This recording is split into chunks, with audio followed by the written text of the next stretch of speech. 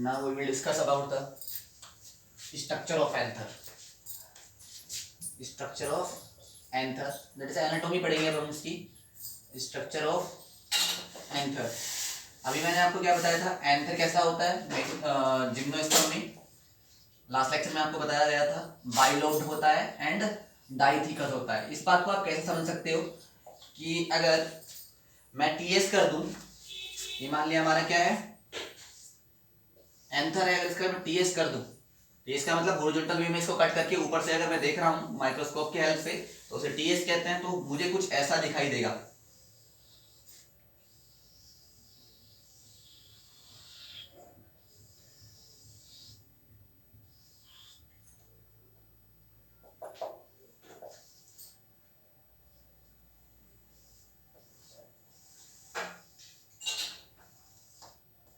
ऊपर से कट करके कैसा दिखाई दे रहा है मुझे, टेट्रागोनल, चार कोने दिखाई दे रहे हैं. इसे एक लोब बोलूंगा, इसे दूसरा लोब बोलूंगा. एक लोब में कितने थीका हो गए, कितने चैम्बर हो गए, दो चैम्बर. Like this.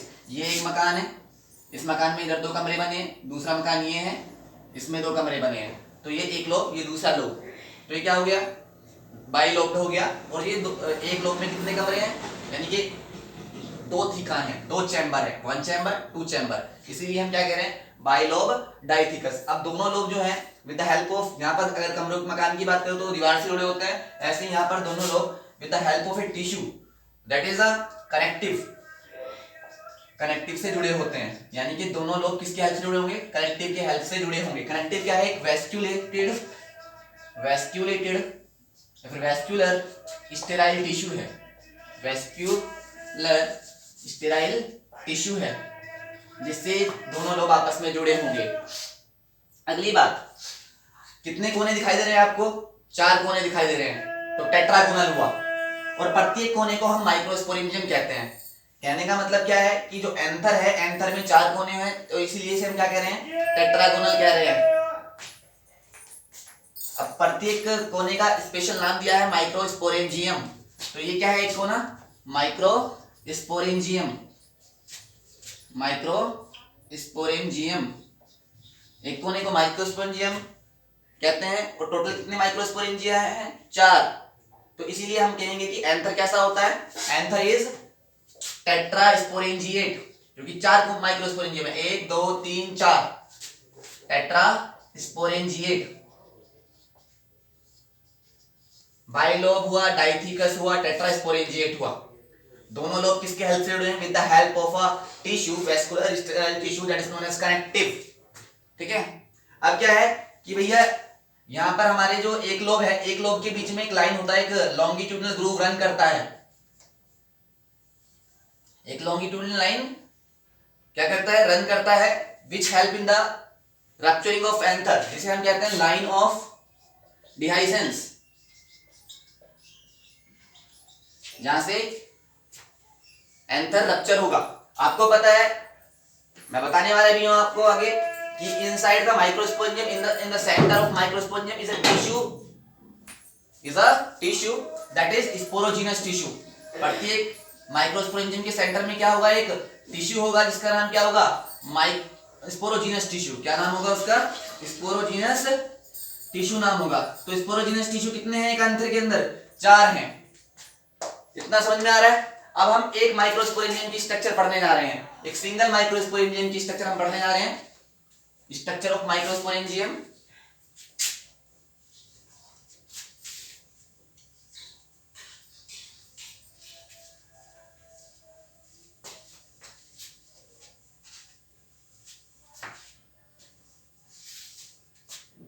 अभी मैंने ये डायग्राम बनाया था, आपको बताया था कि जो एंथर है हमारा कैसा है, टेट्रास्पोरेंजिएट है.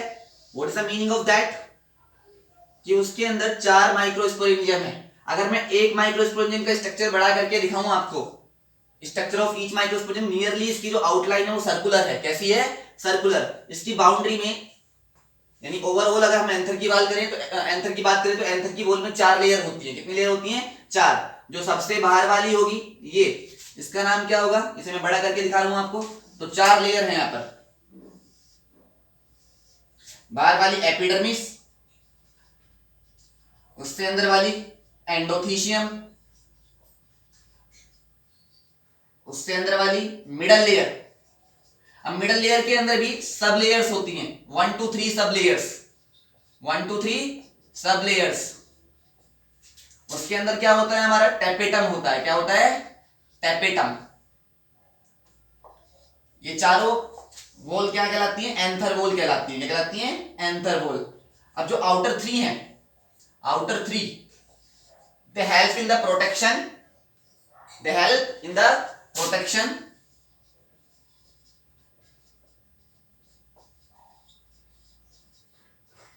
एंड रप्चरिंग ऑफ एंथर,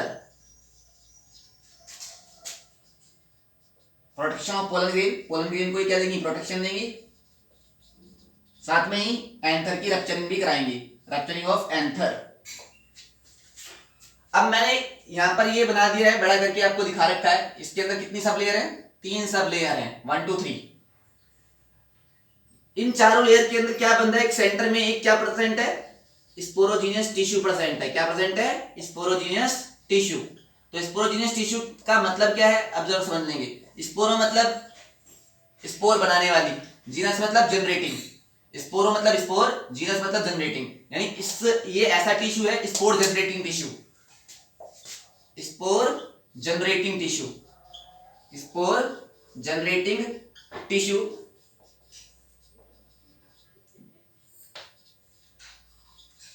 ये कैसा होता है? कॉम्पैक्ट होता है। कैसा होता है? कॉम्पैक्ट। इसी की सेल, इस टिश्यू की सेल मेच्योर होकर किसमें बदलती हैं? The cells of this tissue change into the pollen mother cells. The cells of this tissue change into pollen mother cell, PMC, और वो डिप्लॉयड होगी। टैपेटम, टैपेटम का फंक्शन मैंने अभी आपको बताया नहीं है। टैपेटम जो है बेटा, ये सबसे इनरमोस्ट सेल है। इनरमोस्ट वॉल होने के कारण ये पोलन ग्रेन को क्या प्रोवाइड करेगी? नरिशमेंट। It provide nourishment